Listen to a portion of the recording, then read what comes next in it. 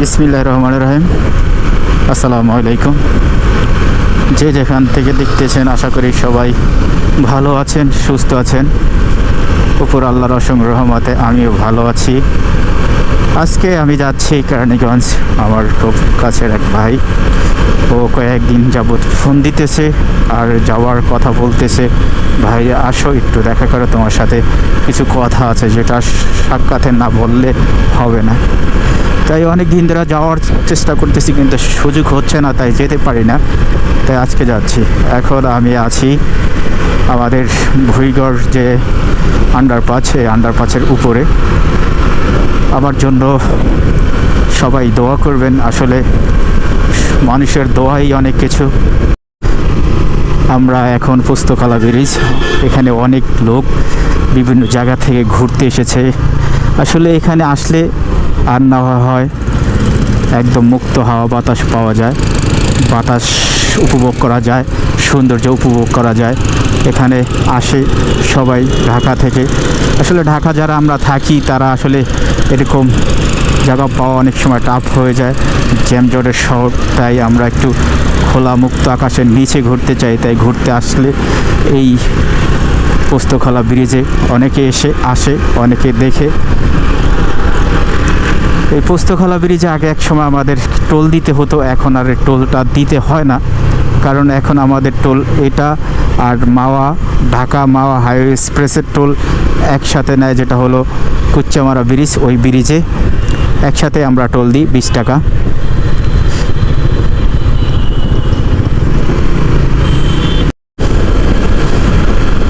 আমরা যে কেরানীগঞ্জের যে ইউটার্ন, আমরা এই ইউটার্নে আছি। আসলে আমার কাছে অসাধারণ একটা ইউটার্ন, সেরকম একটা ইউটার্ন।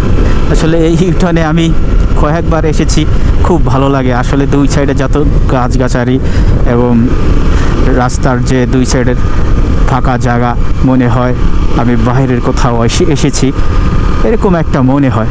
তাই আজকেও এখানে এসেছি, আমি ছবি তুলব এখানে। যেই ভিউটা, এই ভিউটা উপভোগ করব।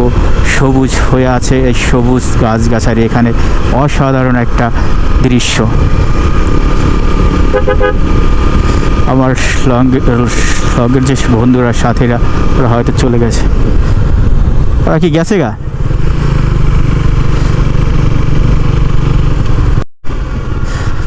আমরা অনেকক্ষণ এই ঝিলমিলের ভিতরে ছিল। সব শেষ। আসলে অনেক সুন্দর একটা জায়গা, ঘুরতে সবারই ভালো লাগে। আর এসব জায়গায় আসলে সবার মনটাও ফ্রেশ হয়ে যায়। তাই এখন আমরা চলে যাব। ওরাও ঘুরতেছে, যে যার মতো ঘুরতেছে, আমরাও ঘুরলাম। এখন রাত হয়ে রাতে যারা এসেছে তারা সামনে রাস্তায় আছে, তাই ওদেরকে আমি খুঁজে দেখি।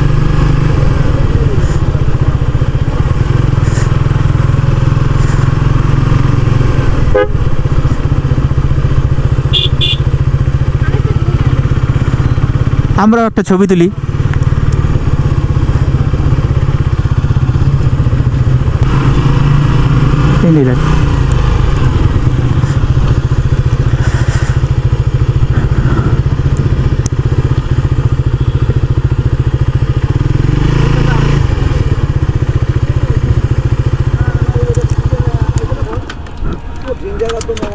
হ্যাঁ, তোমরা আবার